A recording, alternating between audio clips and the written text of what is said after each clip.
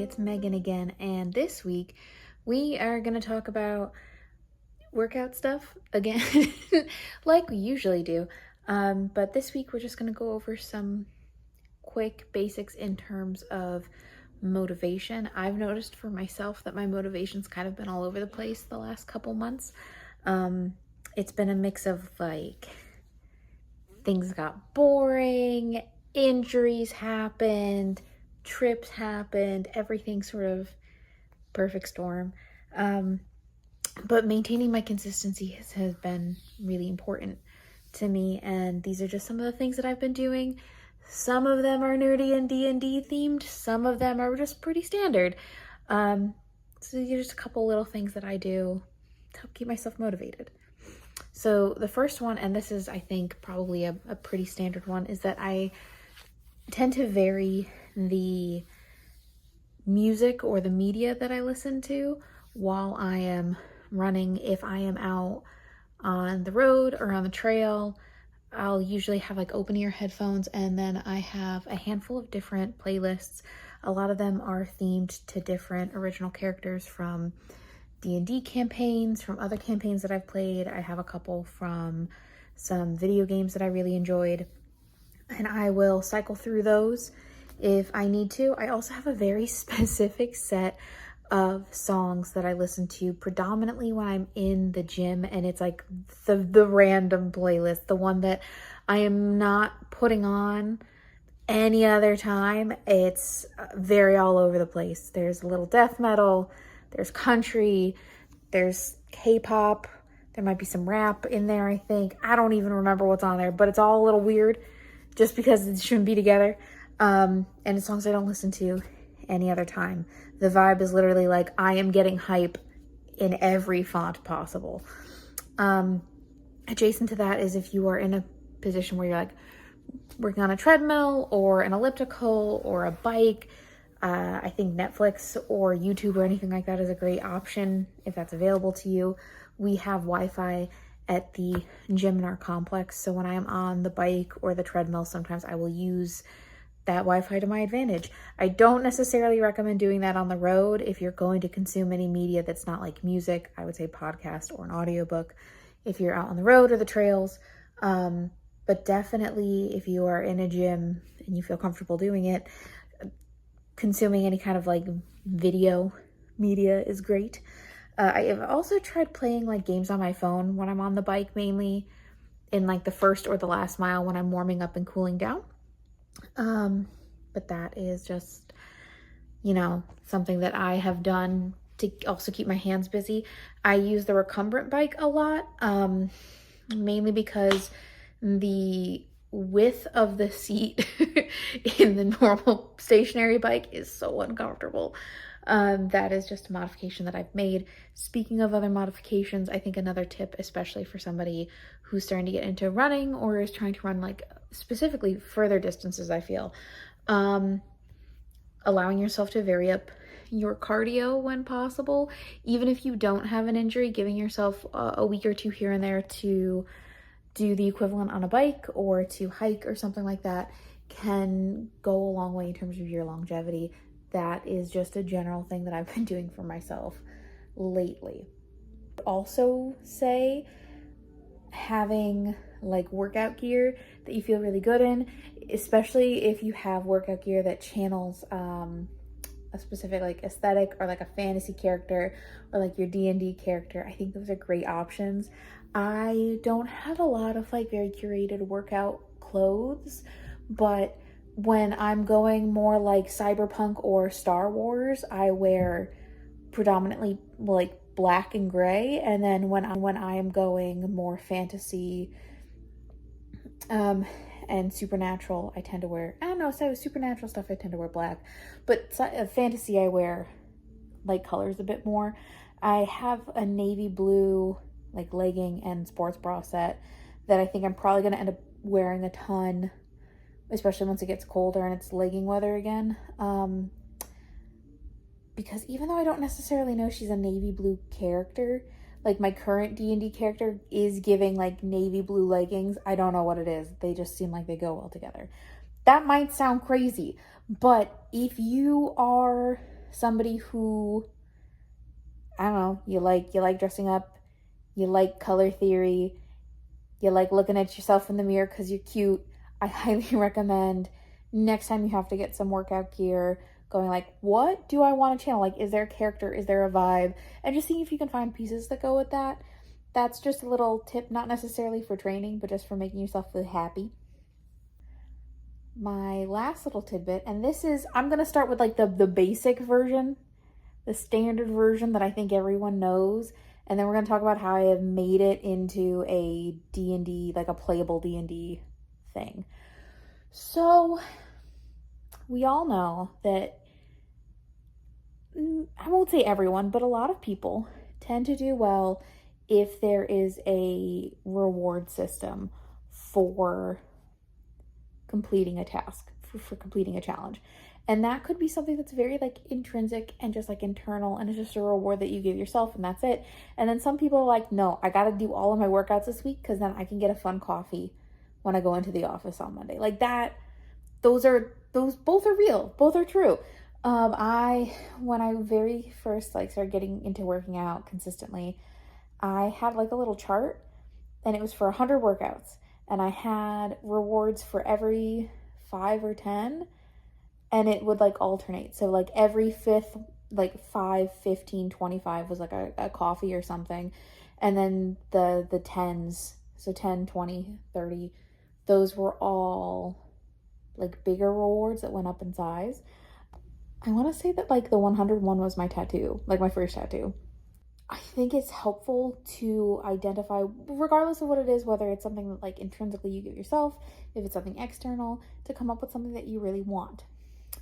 And what I'm going to tell you guys right now is what's really, really fun for those of us that like gaming in any capacity, whether it's D&D, board games, video games, whatever.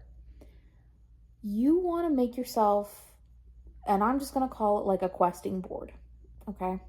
Now, if you don't play D&D or like read a lot of fantasy books, I guess, just listen, hear me out. And I'm sure that this concept exists other places where there's like, you go into a new town and there's a board and it's like people are offering you money to do different quests. And that'll be like when you're playing a game, how the characters will get opportunities to like explore the world or to find, different background information. But what you're gonna do is what I did, which is I set out certain goals for myself or newer habits that weren't necessarily like those spells or those cantrips that I already had, like newer things that were challenging me, and I set them up as quests. And you can just do general. You don't have to do what I did. I did a tiered system. I love a good tiered system though, because it makes me feel happy to know that I have small, medium, and large goals. That's just me. But I set out and I made a quest board. There are 2 ways that you can go about this. You can kind of do what I did initially with a 100 workout thing, and you can just have I do this thing one time, I get this reward, right? But the way that I set mine up to be repeatable, it's like the little ones are, did I track my protein for the day? Did I, not go out and buy an extra coffee? And then my medium ones are, did I eat predominantly vegan today? Did I do 5 cantrips and 4 spells, which is like the max that I would want to do in a day, because I know if I do too much besides that, I am going to burn out. I have in the past done days where I've had like 5, 6, 7 spells, which, as a recap, those spells are the bigger things that I try to only do once a week. And then cantrips are like smaller things that I would like to do, maybe not every day, but multiple times a week. So when I start doing 5, 6, 7 big things that I'm supposed to only do once a week in a whole day, I get burnt out. So I have capped myself at 5 cantrips, 4 spells. That being said, a medium goal for me is maxing out a day like that. And then my larger goals are like, did I PR a race distance? Kind of a thing. Also, did I eat predominantly vegan. I think like it's like 75 or 80% is on my chart. So did I do that 5 or more days out of a 7-day week? So I have small, medium, and large goals, and then I have small, medium, and large rewards. So a small reward is like getting a face mask, getting a new book from the library, things like that. I have many books at home that I still need to read, or else the library books wouldn't be on there. The treat there is that I get to get something that's like new, not something that's been sitting on the shelves. But that's like a small. And then a medium is buying a new set of dice or doing a yoga class instead of doing it for free at home. And then a larger reward would be like a flash tattoo kind of a thing. And I think I set a price cap on that. But for me, loving the D&D system and then realizing that when I built out my character, I didn't use coins, I decided that I was going to set up my small, medium, and large goals to be copper, silver, and gold pieces. Now, 10 copper goes into 1 silver and 10 silver goes into 1 gold. So in theory, if I needed to break a gold or use multiple silver to pay for a gold reward, I could do that. That's acceptable. I've done the math a couple times, and you know, it adds, the copper and silver together add like an additional like 8 or 10 gold. So it's like it's nothing to like sneeze at. But I've made essentially a repeatable quest board where, depending on the difficulty level, I'm earning copper, silver, or gold coins. I have set it up bi-weekly. I just realized that sounds crazy because it sounds like a normal payday. But in my journal, in like my spell book, my spreads are all in 2-week segments.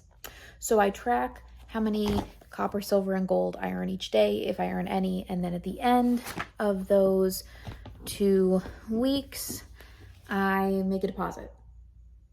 And then that's also where I have like my purchase log. So if I remove, like if I buy something, I mark it there. And then I have like my little menu.